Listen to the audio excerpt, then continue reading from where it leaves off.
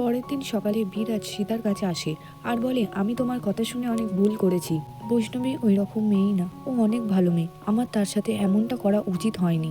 আমি এখনই বৈষ্ণবীর কাছে গিয়ে ক্ষমা চাইবো আর তাকে বিয়ে করব। সীতা বলে, ও তোমাকে বিয়ে করবে না, ওর একটা বয়ফ্রেন্ড আছে যার নাম আনন্দ, তারা দুজন দুজনকে ভালোবাসে। বিরাজ বলে, যদি তার বয়ফ্রেন্ড থাকে তাহলে ও আমার সাথে রাত কাটালো কেন? তখন সীতা বলে, ও তোমাকে ফাঁসিয়ে বড়লোক হতে চেয়েছে, শুধুমাত্র তোমাকে ব্যবহার করেছে। তারপর বিরাজ বৈষ্ণবীর বস্তিতে আসে তার সাথে দেখা করার জন্য। তারপর সে আনন্দর কাছে বৈষ্ণবীর ফটো দেখিয়ে জিজ্ঞাসা করে, এর বাড়িটা কোথায় বলতে পারবে?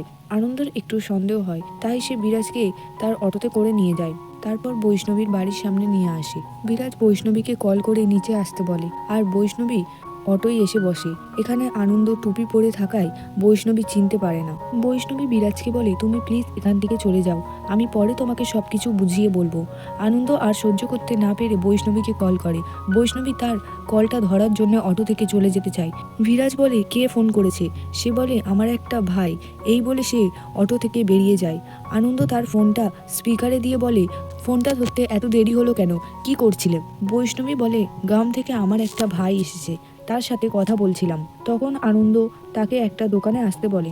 ভিডিওটি ভালো লাগলে লাইক, শেয়ার, কমেন্ট করে মুভি ক্লাব চ্যানেলটিকে সাবস্ক্রাইব করুন নেক্সট পার্টের জন্য।